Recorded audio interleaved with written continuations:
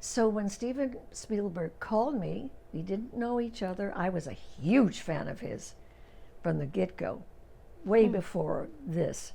I very, very sweetly said to him on the phone, you know, I'm flattered that you're asking, but, and I was really putting on my nicest face on the phone. And I said, but you know, I don't do cameos. Woo!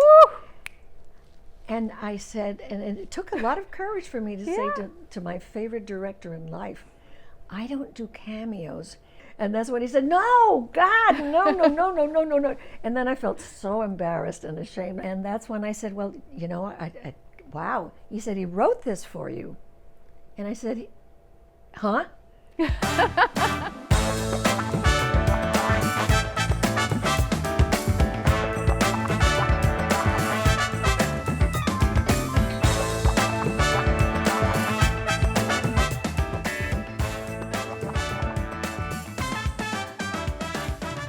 I want to remind you that when we first met, when I stopped you in that restaurant, and I said, I was with a friend, and we were at the bar waiting for a table. I forget the restaurant. And you were leaving, and I said, oh, I love you. And I think you said, I love you too. And I remember saying, really? But more than that, as you were leaving, I said, I love your breasts. You said I love your breasts? I don't remember. How can you forget that? How can you forget that? I must have thought you said something else. How did I respond? I must have thought you said, like, I love your dress. Oh, I see. Maybe But I remember my friend who is gay, a close friend, and he said to me, I can't believe you said that. And I said, why not? And he said, my life is made. He said, that is so Rita? you. No, my life is made. No, you can do anything you want, but my eyelashes stay right where they are. That's really you. Oh yeah, this is who I am. I'm dying to ask you about Tammy Faye. Okay. First of all, what made you want to play her? I mean, that's a stupid question because I can almost know. I know what you're going to say, but I really don't because it's you and it's not me. Well, I just finished Zero Dark 30, and that character's whole journey is about revenge and an eye for an eye and this kind of way of living. And then on the press tour, I saw the documentary of the Eyes of Tammy Faye, and basically Tammy was the opposite. I mean, she was 100% believing in forgiveness and that everyone is deserving of love without judgment. And that was kind of like a healing balm for my soul after playing a character that was so revenge-driven.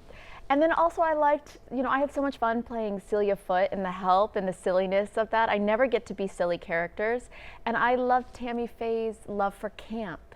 She would often make herself the butt of every joke, but for others' pleasures. Like, she loved to make people happy and to laugh. And then the Steve Peters interview, what she did in 1985, bringing Steve Peters onto her show and reminding, he was an openly gay minister with AIDS, and reminding Christians what it means to be Christian.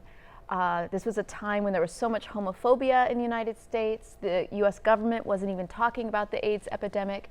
And she went against her conservative evangelical community and preached love. And I wanted to honor her for that. As an actress, how conscious do you think she was about lying? She and her husband colluded to cheat people of their money. Let's not forget that aspect. Well, it's interesting.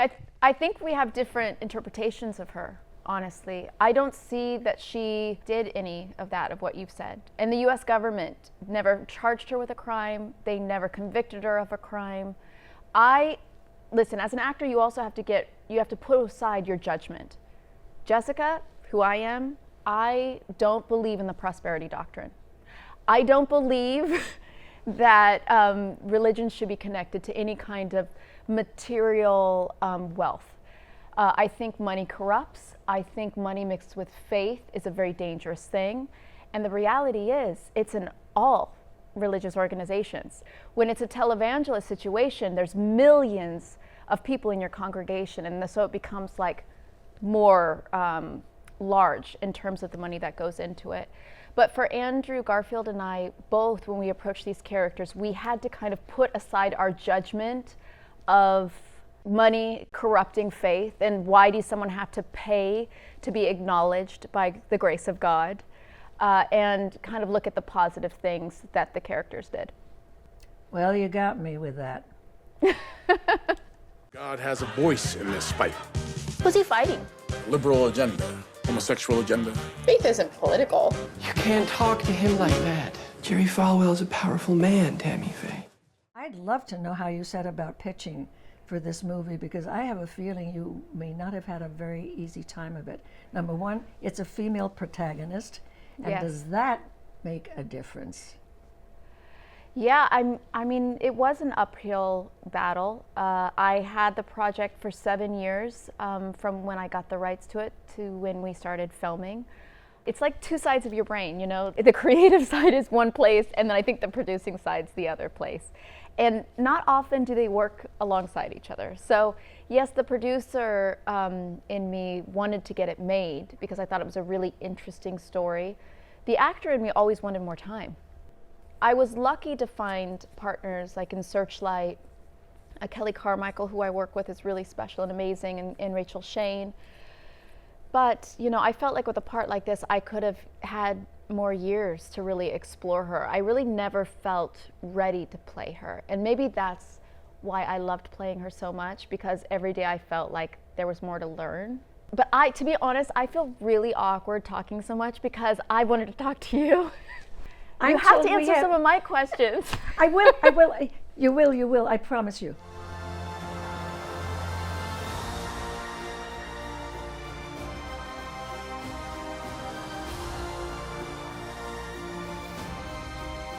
How incredible to play in two different versions and adaptations of a story. The experience of making West Side Story the first time to now were vastly different. You like blew my mind. The first time I watched West Side Story, for me it was all about you, playing Anita. So when you sang Somewhere, that was the first time I started crying. I was so moved by that scene and by what you did and the re-examining of that story and that world. And can you talk to me about what that experience was? It was absolutely thrilling to go back because I knew in advance that Tony Kushner had it nailed. Yeah. He plays an enormous part in the new version of West Side Story because he fleshed out characters and he invented a new one, which is Valentina. By the way, I even love her name. Yeah. I love her character. It was thrilling to know that West Side Story, in my view, and this is strictly personal, was going to be saved. I know that's an odd thing to say because it was still originally, there's a reason why it was an iconic film, and still is. There's a reason, and without it, we would not have been able to make West Side Story with Tony Kushner and Steven Spielberg. But at the same time, what was so thrilling to me about this is that I knew we meaning my community, my Hispanic people, not just Puerto Ricans, but Hispanic people, were being loved and respected in the most important way by two people who really, really cared. And it's one of the first things that won me over, because when I first heard that Steven was going to do this, I thought, I don't know. And then when I heard that Tony Kushner of Angels in America was going to write it, I went even more like this, I know that surprises you. But the reason was that I thought, gosh, he's so dark. I thought of him as just dark, and I thought, how is this going to play out? So when Steven Spielberg called me, we didn't know each other. I was a huge fan of his from the get-go, way before this. I very, very sweetly said to him on the phone, you know, I'm flattered that you're asking, and I was really putting on my nicest face on the phone. And I said, but you know, I don't do cameos. Woo! And I said, and it took a lot of courage for me to say to my favorite director in life, I don't do cameos. And there was a little piece of me that was deeply disappointed that he wanted me to do a cameo in the remake. And I thought, ooh, this does not portend well for this new West Side Story. And I said, I don't mean to tell you how to make your films, but I just feel it would be a little distracting. Yeah. And that's when he said, no, God, no. And then I felt so embarrassed and ashamed. I said, oh, he said, no, this is a real part. This is the widow of Doc at the candy store, blah, blah, blah. And that's when I said, well, wow. He said, he wrote this for you. And I said, huh? I mean, Tony Kushner wrote this for me? And I don't know him, and he doesn't know, huh? And he said, yes, he wrote this for you. I said, can I read the script, please? And of course, the rest is history, as it were. The first day when I appeared on the set, it wasn't a set. We were still doing wardrobe fittings. The kids, I've always called dancers kids, the kids were rehearsing. They were learning stuff. And while I was there for the better part of 2 weeks, there wasn't a day when somebody didn't show up to talk to both gangs about what was happening then in real life. They went to so much trouble to get this right, so that now and then when I hear a criticism, I'm filled with anger and I want to say stupid things like, but you don't get it, you don't understand. Because they killed themselves. This is important for me to tell you and to tell the audience that's listening. In fact, one of the first things that they asked me to do when I was just doing a wardrobe fittings, Tony asked me, he said, would you talk to the kids about your life? He said, I think the kids should know because this is like homework for them. Mm-hmm. Tell them about the travails, tell them about the good times, of which there were not many. But tell them about how difficult it was for you then. I couldn't even get auditions, by the way. That probably was the most heartbreaking aspect of my travails with show business and being in films, that I couldn't get my agent to talk people into saying, please see her. They wouldn't. I remember reading things about you and also your friendship and your relationship with Brando. I think you are every bit of the actor Marlon Brando was. And that must have been so difficult for you in a time where you're seeing all of these opportunities being given to him. And what about you? You know, you are are such a gift to our industry, and I just can't even imagine how you didn't just pack it all in and move somewhere far, far away and said, I'm never being on camera again, I'm never talking to anyone about Hollywood again. But you paved the way, I think, for so many actresses today, no matter where they're from, no matter what they look like. One of the loveliest things about being there and being a part of it is that at lunchtime, that very first week, whenever we broke for lunch, and the kids would start trickling in and say, can I ask you a question? Amazing. And I said, sure. And before I knew it, there would be 10 kids, 15 kids asking questions about the original West Side Story, which was just, I became mama. The only one who was really, really, really nervous was Ariana DeBose, who was now taking over as Anita. She was... Yes, that's big shoes to perform Anita in front of you. I understand. She's wonderful in the film. Wonderful. Oh, she's marvelous. And I have to say, she's a far superior dancer to what I was. But what was wonderful was the camaraderie that took place, the chemistry that took place between the kids and myself. And that was one of the very first early things that happened, and it was just marvelous. They made me feel so comfortable and at home. And I don't think they were trying to do that. I think they were really genuinely curious. What's this woman like that we've seen for years. This woman who was the Anita originally, what is she really like? And it was one of the happiest experiences of my life. And of course, working with Stephen was a joy, because I asked him, Valentina is a very still person. She is anything but Anita in temperament. She is motherly. She has a really lovely chemistry and relationship with Tony. She takes care of him. She never had a child. This has become her child. I remember he said, get to the point. So let me get to the point. I was asking him, how did you find that quiet side of me, that still side of me? Because many people don't. I think of you as a racing car. He said, but I think that you're at your best when you're idling. Isn't that great? I love that. You're at your best. And he's right. There's that side of me that very, very few people tend to address or tend to even believe it. You know, everything's, oh, Rita, you know, she's fine. When I tried to do away with myself many, many, many years ago, it's the last thing in the world that people thought would happen with me.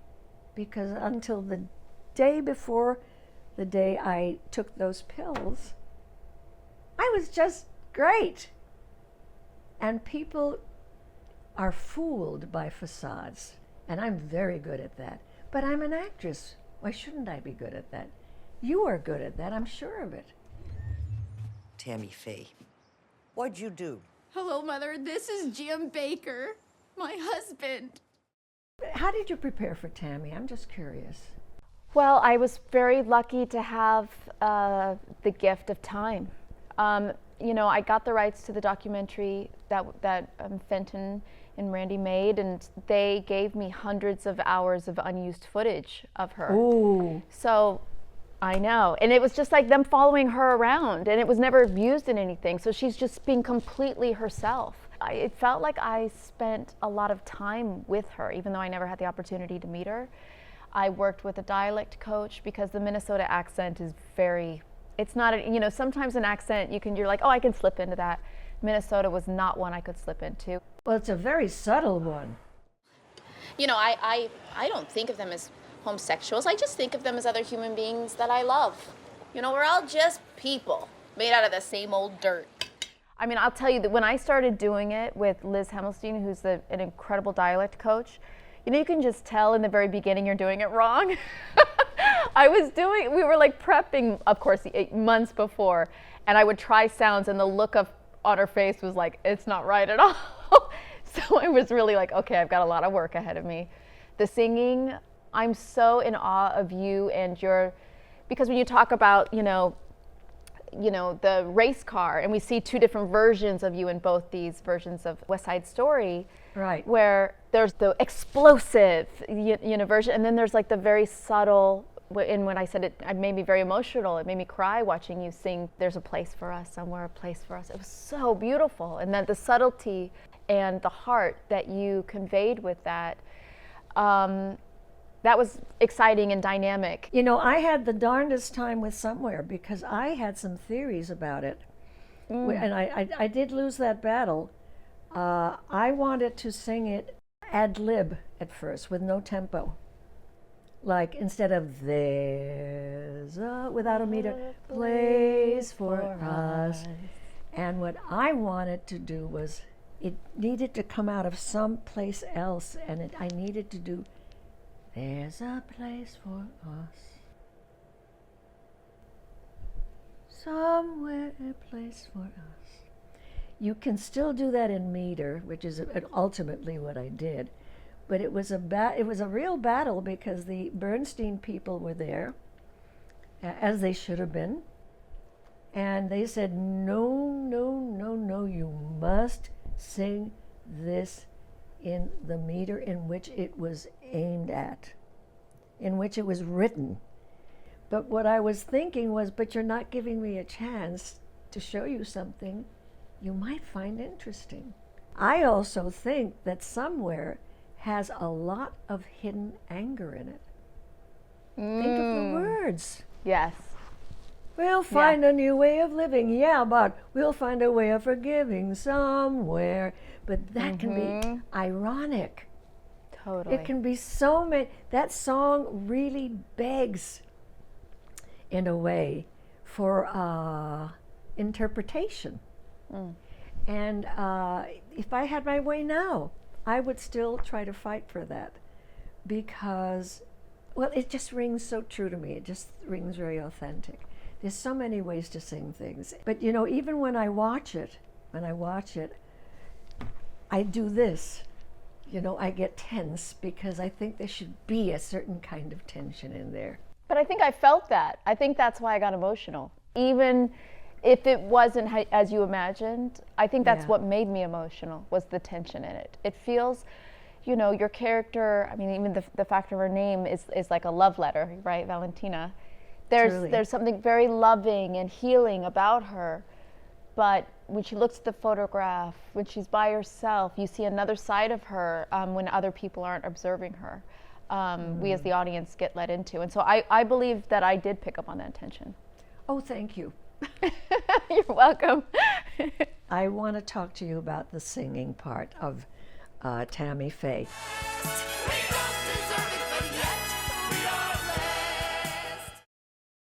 I wasn't doing a musical where you're speaking and then the feelings become so big you go into song to express yourself. This was a different kind of musical where she's actually performing. So I had the freedom, like if my voice cracks, her voice cracks. That's like a normal thing, and while she's performing, her voice cracks and then she laughs, and like, or if I, you know, at the end of the movie I sing Battle Hymn of the Republic, and we started out and she's nervous and shaky, and there's sometimes I watch it and I'm like, that note's flat, but we didn't change it because it's important that it convey the shakiness of her emotions. I think for me what was so scary about singing, people are shocked when I say this, but I am quite reserved and shy, and I feel, I don't even like to have birthday parties. I don't like people to sing happy birthday to me and look at me. I just find it, I just get so, I mean, I'm definitely an introvert, and this business affords me my only social life, where like the only time I really go out to an event is connected to work. So this idea of playing a woman who was the most extroverted person I've ever really known, and she really had no variety in her voice. Like she ministered through songs. So from the very first note, she was like at an 11. She was like jazz hands and like singing it up to Jesus. I was just so embarrassed all the time by that kind of like, it just felt so humiliating. Like people are gonna make fun of me. Like I studied at Juilliard, and we had singing classes and we did a cabaret, but I felt like I could act my way through a song, but to be so confident like she was through singing is so antithetical to who I am through a song. Oh my goodness, of course, that makes perfect sense. Oh my gosh. Yeah, it was really, really scary for me. But then also I just said, you know what? If I'm feeling insecure, she can feel insecure too. And she just moves through it. She blazes through it because, yeah, she's afraid people are gonna make fun of her, but she's gonna make them laugh and she's gonna do it anyway. Are you Maya? Yeah. That's the only name they gave me. You can sit wherever you want. You're the only one in the manifest. You must be pretty important. You got the whole plane to yourself. Where do you want to go? Was there anything different about working with Catherine Bigelow as a director? I love her work. Oh, I'm obsessed with her. I think she's just phenomenal. Because she's so clear, there's no sense of games or manipulation. You know, sometimes I've found, and I've worked with so many different directors, and I love working with a director who's clear and has absolute respect for the actors with them. Some directors it's almost like they approach actors like they're an imposition. It's like the actor is the obstacle to my movie. And they start the movie with that like feeling I've got to like manipulate and force them. And then I've worked with my favorite filmmakers. Who are they? Filmmakers like Catherine Bigelow or like Terrence Malick, who I love, or Christopher Nolan, and it could go on and on and on. But they are of a very special caliber. The ones you Yes. just mentioned are very special. And she's a collaborator. She doesn't look at you as an obstacle to create her story. She sees you as a teammate, and she's a great captain and a great leader, but she's interested in you and she's interested in your ideas, just like Terrence Malick and Christopher Nolan and all these incredible directors, and I'm sure Steven Spielberg. Did you learn any lessons because you were producing for the first time? I learned some things as a producer. I learned actually a lot about acting through producing because it's such a puzzle piece. And sometimes when I'm acting, I can become so obsessed with my character. And so, I feel like I'm fighting for her so much and what her desires are. It can be tough sometimes to see the big picture of something, and being on the other side and looking at the big picture of a film and looking at even scheduling. Sometimes I fight so strongly. I love shooting in chronological order. It's my favorite thing. It's almost like rehearsing like a play, right? We get that time to discover and explore. And if I get a schedule on a set, and recently it happened where I had to, the very first day of meeting someone, I had to shoot a love scene with them. It had been scheduled that way. And I was like, wait a minute, we're not going through their whole getting to know each other. We're starting with this scene, and it was so difficult for me. And so that's something I always fight for, but it's chronological order. But I understand now, sometimes it's just not possible because of locations, because of budget. There are so many elements that we need to consider. And so it's taught me a lot it's given me a larger bandwidth and empathy, I think, for others who are putting a schedule together. But I still fight for continuity and no love scenes on the first day. Oh, God, no, that's what a nightmare that is. I have to say that you and Oscar have the most gorgeous chemistry. Thank you. We love each other. We've been friends for over 20 years. We went to college together. I read that. Oh, my. So you've known each other. But your scenes in bed where you're not necessarily making love or anything, but where you seem to be so comfortable with each other physically, and it's so evident. It's gorgeous to see that.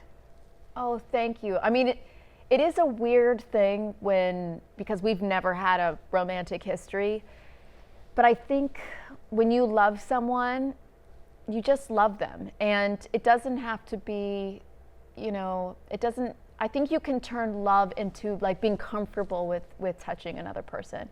And that was an interesting set to be on because I absolutely love him, but also it got to the point where I was like, I cannot look at your face ever again. That was some dark material that we had to do, and it was tough. Yeah. Yeah. Well, how do you approach love scenes? I don't have them for several. I'm glad you asked that in a way, because I've never had them. It just gives you an idea. Island girls don't have love scenes. Island girls don't have romances. Island girls get used a lot by the leading man. Wow. It's a good question because it encompasses a lot of stuff about what is wrong with Hollywood. I've done have I done any? I did one with Marlon Brando, and he and I had a relationship for almost 8 years. So, and even then it was hilarious because we kept breaking up. We'd go for the kiss, and then we'd go. Yeah. That was in a film called The Night of the Following Day, the only film I ever made with him. And probably that's also why I kept laughing when Marlon would go to kiss me. I mean, I just think of it now and it makes me laugh. And we had, let me tell you, a tempestuous and fabulous. Oh, I know all about Marlon. I know all about Elvis. It's like you have lived my dream life. You know what? Ultimately, it was exciting to be with Marlon. Oh my God, it was exciting. Yeah. He was extraordinary in many, many ways, but he was also he was a bad guy. He was a bad guy when it came to women. And ultimately, I found out after he died that I was the love of his life. Not just the lust of his life, but the love of his life. I was told that there was only one photograph of him and a woman in his bedroom, and it was him and me in that film. And Also the story of him throwing the chair when he found out that you had dated Elvis. chair. I mean, there plural, was like love. Plural. There's love there. I mean, but also, yeah, I get it. I mean, how could he not be? I was such a different person then, I had all the makings of a doormat.